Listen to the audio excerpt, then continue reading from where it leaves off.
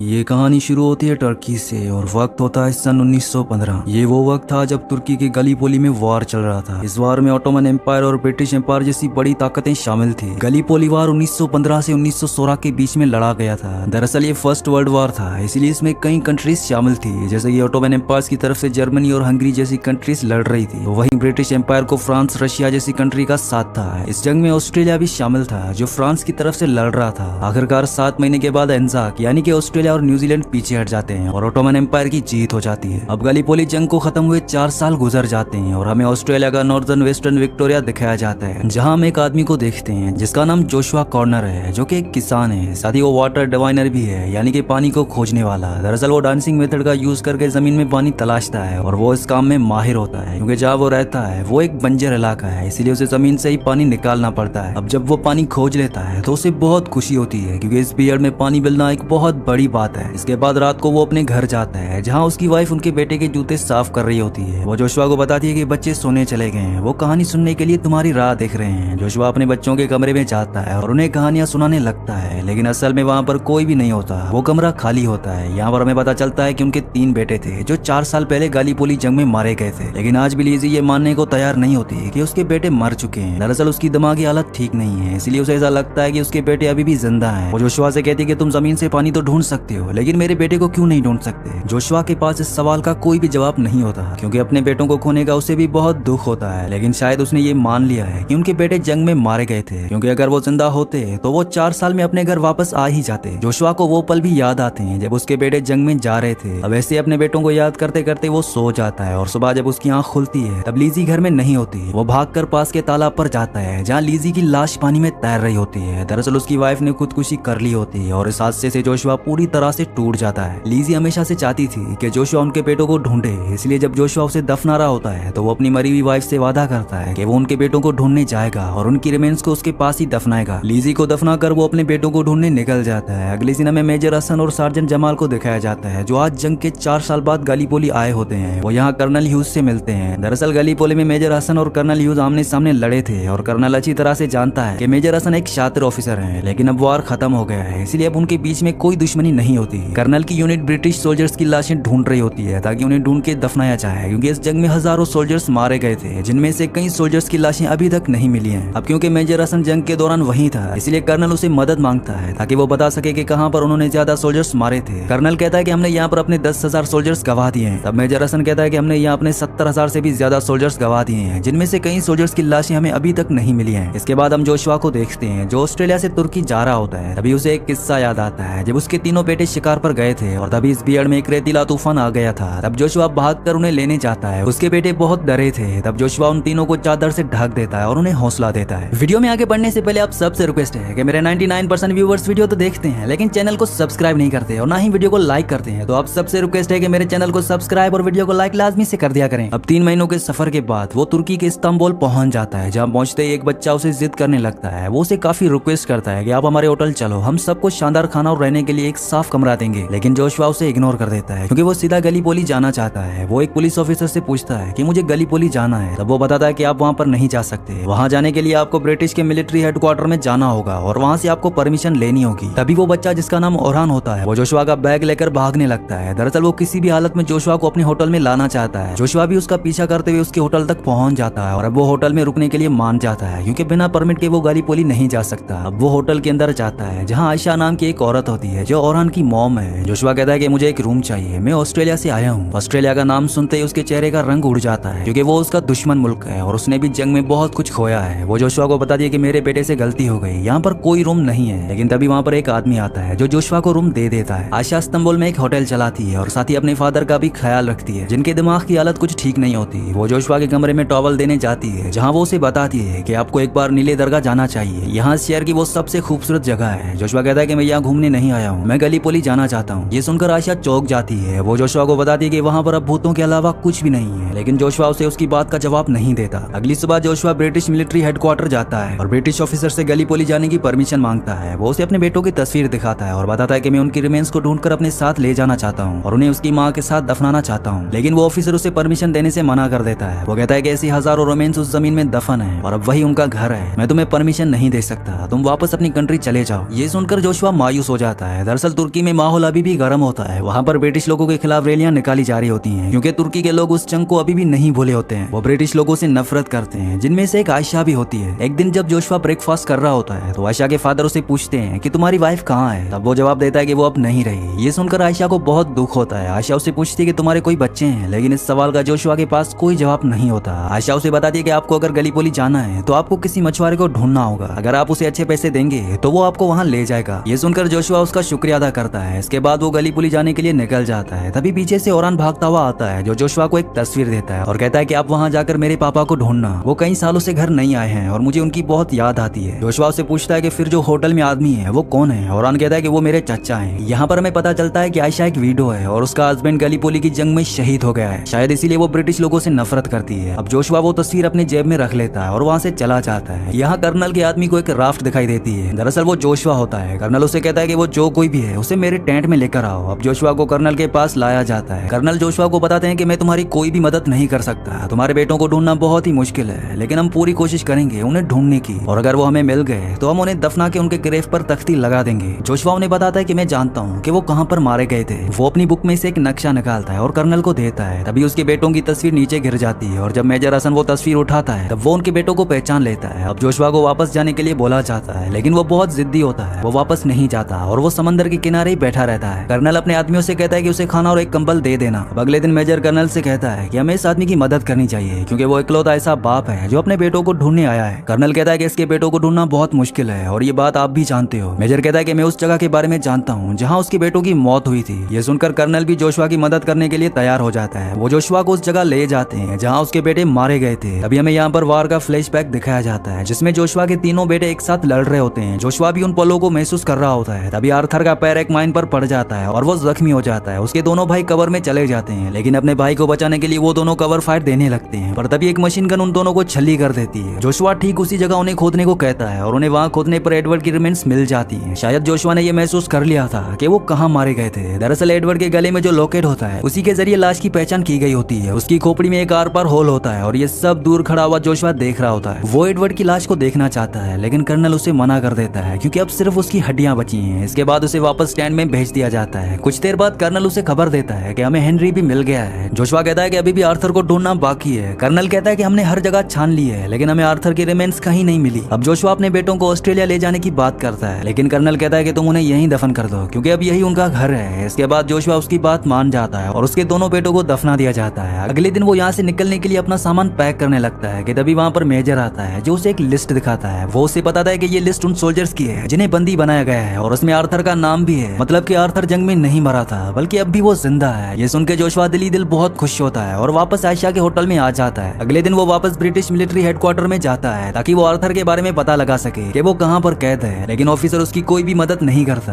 वो जोशुआ से कहता है कि मैंने तुम्हें गलीपोली जाने से मना किया था, फिर भी तुम वहाँ क्यों गए। वो जोशुआ का पासपोर्ट छीन लेता है और उसे बताता है कि मैं थर्सडे को तुम्हारा पासपोर्ट और कोलकाता की टिकट लेकर तुम्हारे होटल आऊंगा और तुम्हें वापस ऑस्ट्रेलिया भेज दिया जाएगा। अब यहाँ से जोशुआ को खाली हाथ ही लौटना पड़ता है, इसीलिए वो मेजर का पीछा करता है ताकि वो उसकी कुछ मदद कर सके। लेकिन तभी जमाल उसे पकड़ लेता है और वो जोशुआ को मारने की बात करता है, लेकिन मेजर उसे ऐसा करने से मना कर देता है और उसे वापस होटल पहुंचा दिया जाता है। जोशुआ के बारे में काफी कुछ जानने के बाद आयशा भी अब उससे नफरत नहीं करती। वो रात को जोशुआ के साथ काफी बातें करती है, जहाँ हमें पता चलता है कि उसका हस्बैंड जंग में मारा जा चुका है, लेकिन वो अभी भी मानती है कि उसका हस्बैंड जिंदा है। दरअसल ये उसकी मजबूरी भी होती है, क्योंकि उसके हस्बैंड का भाई जो शादीशुदा होता है वो अब आयशा को अपनी दूसरी बीवी बनाना चाहता है। वो उसे फोर्स कर रहा होता है कि ओरान के मुस्तकबिल के लिए उसे ये शादी करनी होगी, लेकिन आयशा हमेशा उसको ये कहकर उसकी बात को टाल देती थी कि मेरा हस्बैंड अभी भी जिंदा है, मैं दूसरी शादी नहीं कर सकती। अब एक दिन ऐसे ही शादी को लेकर उन दोनों के बीच में झगड़ा हो जाता है और उमर आयशा को मारने लगता है। तभी वहाँ पर जोशुआ आ जाता है जो उमर को धक्का देता है। इस बात से उमर को बहुत गुस्सा आता है और वो उसे मारने की धमकी देता है। दूसरी तरफ आयशा भी जोशुआ पर गुस्सा करती है। वो उसे कहती है कि तुम हमारे बीच में क्यों आए, तुमने हालात को और भी बिगाड़ दिए है। वो गुस्से में उसको इस होटल से चले जाने को कहती है। जोशुआ अपना बैग लेकर वहाँ से जाने लगता है, लेकिन जैसे ही वो होटल से बाहर निकलता है तभी उमर और उसके आदमी उसे पीटने लगते हैं। तभी वहाँ पर जमाल आ जाता है जो जोशुआ को अपने साथ ले जाता है और जोशुआ का बैग ओरहान अपने होटल में वापस ले जाता है। मेजर और जमाल जोशुआ को बताते हैं कि पिछले रिकॉर्ड्स देखते हुए तुम्हारे बेटे को फ्यूल ले जाया गया था, लेकिन अब हम नहीं जानते कि वो कहाँ पर है और हमें ये भी नहीं पता कि वो जिंदा भी है या नहीं। मेजर उसे बताता है कि तुम कल ऑस्ट्रेलिया चले जाओगे। मैं और जमाल अनकरा के ईस्ट में जा रहे हैं, क्योंकि मुस्तफा कमाल अपनी आर्मी इकट्ठा कर रहा है और उसे रोकना बहुत जरूरी है। हम अफ्यून से ही गुजरेंगे जहाँ हम तुम्हारे बेटे को जरूर ढूंढेंगे। उस रात जोशुआ और मेजर काफी बातें करते हैं और उनके बीच एक अच्छी दोस्ती हो जाती है। मेजर जोशुआ को एक किस्सा सुनाता है जब गलीपोली वार चल रहा था। मेजर कहता है कि जब मैं पहले ऑस्ट्रेलियन से मिला वो एक नौजवान लड़का था जो मेरी तरफ बढ़ रहा था, वो हमारे निशाने पर था, उसकी तरफ 1000 बंदूकें थी। वो मेरे पास आया और हमने साथ में सिगरेट पी, लेकिन जब वो चला गया तब मुझे एहसास हुआ कि उसने मेरे सिगरेट चुरा लिए थे। अब इसके बाद रात को जोशुआ अपना बैग लेने वापस होटल जाता है जहाँ आयशा उसे माफी मांगती है और जोशुआ के लिए खाना भी बनाती है। उस रात ये दोनों काफी बातें करते हैं और कहीं ना कहीं अब ये दोनों एक दूसरे को पसंद करने लगे हैं। अगली सुबह ब्रिटिश ऑफिसर होटल पर आता है क्योंकि आज वो जोशुआ को वापस भेजने वाले हैं, लेकिन जोशुआ वापस जाना नहीं चाहता है, इसलिए वो आयशा की मदद से वहाँ से भाग जाता है और उस ट्रेन में चढ़ जाता है जिसमें मेजर और उसके सोल्जर्स जाने वाले थे। तभी मेजर देखता है कि गांव जल रहा है और कई लोग वहाँ से जा रहे हैं। ये देखकर वो समझ जाता है कि ग्रीक सोल्जर्स आसपास ही हैं। वो जोशुआ को बताता है कि एक वक्त था जब वो हम एक थे, लेकिन अब हमेशा आपस में लड़ते रहते हैं। और तभी ग्रीक सोल्जर्स ट्रेन पर अटैक कर देते हैं और मेजर के कई सोल्जर्स को मार देते हैं। वो मेजर और जमाल को भी मारने वाले होते हैं, लेकिन जोशुआ उन्हें बचा लेता है। लेकिन जमाल यहाँ पर बहुत जख्मी हो गया होता है, उसे गोलियां लगी होती हैं और उसकी वहीं पर ही मौत हो जाती है। अब जोशुआ और मेजर घोड़े लेकर एफ्रिन पहुंचते हैं ताकि शायद वहाँ पर उन्हें आर्थर मिल जाए। तभी जोशुआ एक विंड मिल को देखता है और वो समझ जाता है कि ये काम आर्थर ही कर सकता है। वो भागकर चर्च में जाता है जहाँ वो अपने बेटे आर्थर को देखता है, यानी कि फाइनली उसने आर्थर को तलाश लिया। जहाँ उसे अपने बेटों की रिमेन्स मिलने की भी उम्मीद नहीं थी, उसके बदले उसे उसका बेटा मिल गया होता है। वो अपने बेटे को गले लगाकर बहुत रोता है। तभी वहाँ पर मेजर भी आ जाता है। आर्थर कहता है कि मैं वापस नहीं आऊंगा, मैं अपने भाइयों का ख्याल नहीं रख पाया। वो बताता है कि हेनरी के चेहरे पर गोली लगी थी, वो सिर्फ कुछ ही पलों तक जिंदा रहा और फिर हमें छोड़कर हमेशा के लिए चला गया। लेकिन एडवर्ड का खून घंटों तक बहता रहा और वो दर्द से तड़प रहा था, उसकी सांसें रुकी नहीं रही थी। मुझसे उसका दर्द देखा नहीं जा रहा था। उसने चीखते हुए मुझे कहा कि मुझे गोली मार दो। तब मुझे ना चाहते हुए भी उसके सर पर गोली मारनी पड़ी। दरअसल आर्थर अपने भाई की मौत का जिम्मेदार खुद को मानता है, इसलिए वो घर वापस चलने से मना कर देता है। अब जोशुआ कहता है कि तुम्हारी मॉम अब नहीं रही और अब तुम्हारे सिवा मेरा इस दुनिया में कोई नहीं है, मैं तुम्हारे बिना घर नहीं जाऊंगा। ये सुनकर आर्थर घर चलने के लिए मान जाता है, लेकिन तभी वहाँ पर ग्रीक सोल्जर्स आ जाते हैं जो उस गाँव को तबाह करने लगते हैं। मेजर कहता है कि अब मुझे निकलना होगा और आप लोग भी यहाँ से जल्दी निकल जाओ। जाते वक्त वो जोशुआ को बताता है कि तुम्हारे बेटे पर सिगरेट का एक पैकेट और माचिस उधार है, मतलब कि वो आर्थर ही था जिसने 1000 दुश्मन सोल्जर्स के बीच में से सिगरेट्स चुरा लिए थे। अब आर्थर और जोशुआ वापस होटल जाते हैं और जोशुआ को अपने बेटे के साथ देखकर आयशा को बहुत खुशी होती है। इसी के साथ इस सच्ची कहानी का एंड हो जाता है। अगली कहानी आप किस मूवी पर सुनना चाहते हैं मुझे नीचे कमेंट्स में जरूर बताना, क्योंकि मैं आपकी कमेंट्स पढ़ता हूँ और आपके प्यारे प्यारे कमेंट्स का बहुत बहुत शुक्रिया।